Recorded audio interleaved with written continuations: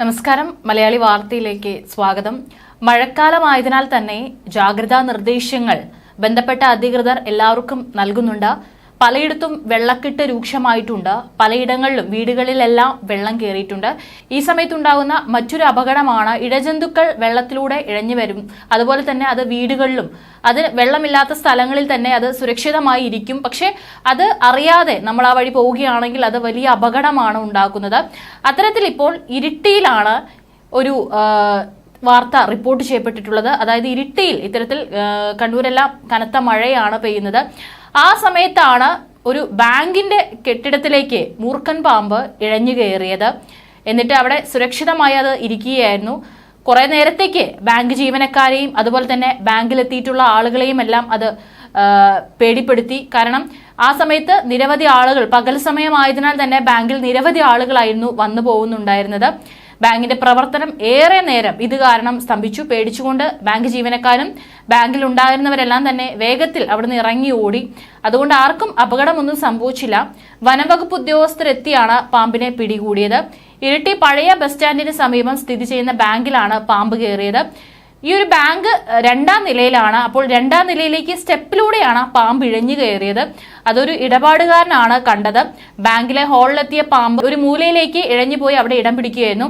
ആളുകൾ കൂടിയപ്പോൾ പത്തി വിടർത്തി. വനംവകുപ്പിന്റെ താൽക്കാലിക ജീവനക്കാരൻ ഫൈസലാണ് പാമ്പിനെ പിടികൂടി പിന്നീട് ഉൾവനത്തിൽ വിട്ടത്.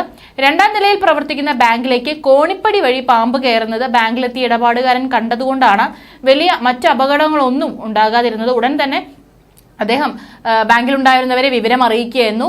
ബാങ്കിൽ കയറിയ പാമ്പ് മുറിയിലെ ഒരു മൂലയിലാണ് ഇരുന്നത്. ഇടയ്ക്ക് പത്തി വിടർത്തി ആളുകളെ ഭയപ്പെടുത്തി. വിവരമറിഞ്ഞ് ആളുകൾ ബാങ്കിൽ കൂടി. ബാങ്കിൽ ഉണ്ടായിരുന്നവരെല്ലാം തന്നെ പേടിച്ച് വേഗത്തിൽ പുറത്തിറങ്ങി. ആശങ്കയ്ക്കിടെയാണ് വനംവകുപ്പ് താൽക്കാലിക ജീവനക്കാരനെത്തി പാമ്പിനെ പിടികൂടി പിന്നീട് വനത്തിൽ വിട്ടയച്ചത്. മഴ പെയ്തതോടെ പൊത്തിനുള്ളിലുള്ള പാമ്പുകൾ ഇറങ്ങുന്ന സമയമാണ്. ഒരു മാസത്തിനിടയിൽ വിവിധ തരത്തിലുള്ള 100ഓളം പാമ്പുകളെ പലയിടത്തു നിന്നും പിടിച്ചിട്ടുണ്ട്. വനംവകുപ്പിന്റെ താൽക്കാലിക ജീവനക്കാരൻ കൂടിയായിട്ടുള്ള ഫൈസൽ വിളക്കോടാണ് പറഞ്ഞിട്ടുള്ളത്. അതുകൊണ്ട് തന്നെ എല്ലാവരും സൂക്ഷിക്കണം. കാരണം ഈ ഒരു കനത്ത മഴ പെയ്യുന്ന സമയമാണ്. അപ്പോൾ പൊത്തുകളിലും അതുപോലെ തന്നെ മാളങ്ങളിലെല്ലാം കഴിയുന്ന പാമ്പുകൾ അതിൻ്റെ ഉള്ളിൽ നിന്ന് പുറത്തു വന്നിട്ട് വീടുകളിലും അതുപോലെ തന്നെ വെള്ളം കയറാത്ത പല സ്ഥലങ്ങളിലും സുരക്ഷിതമായി കഴിയാനുള്ള സാധ്യത ഏറെയാണ്. അതുകൊണ്ട് എല്ലാവരും വളരെയധികം സൂക്ഷിക്കണം. കഴിഞ്ഞ ദിവസം വനംവകുപ്പിന്റെ പരിശീലനം ലഭിച്ചവർ അശാസ്ത്രീയമായ രീതിയിൽ ഒരു രാജവെമ്പാലയെ പിടിക്കാൻ ശ്രമിക്കുന്ന വീഡിയോയും സമൂഹ മാധ്യമങ്ങളിൽ വൈറലാകുന്നുണ്ടായിരുന്നു. ശാസ്ത്രീയമായി മാത്രമേ പാമ്പിനെ പിടിക്കാവൂ എന്നാണ് വനംവകുപ്പിന്റെ നിർദ്ദേശം നിലനിൽക്കുന്നത്. ഇതുവരെ പാലിക്കപ്പെട്ടില്ലെന്നാണ് ആക്ഷേപം. ശാസ്ത്രീയമായല്ല പാമ്പ് പിടിക്കുന്നതെന്ന് പറഞ്ഞ് വാവ സുരേഷിനെ വനംവകുപ്പ് മാറ്റി നിർത്തുമ്പോഴാണ് വനംവകുപ്പിന് പരിശീലനം ലഭിച്ചവരുടെ ഈ പ്രാകൃത പ്രകടനം നടന്നത്. കഴിഞ്ഞ ദിവസം പൊന്മുടിക്ക് സമീപം ഇടിഞ്ഞാറിലാണ് പുളിമരത്തിൽ കയറിയ രാജവെമ്പാലയാണ് ഈ തരത്തിൽ കൈകാര്യം ചെയ്തത്. ചാക്കിൽ പിടിച്ചിടാൻ ശ്രമിക്കുന്നതിനിടെ പാമ്പിനെ പലവട്ടം എടുത്തെറിയുന്നതും പാമ്പ് കൊത്താനായുന്നതുമെല്ലാം വീഡിയോയിലുണ്ട്.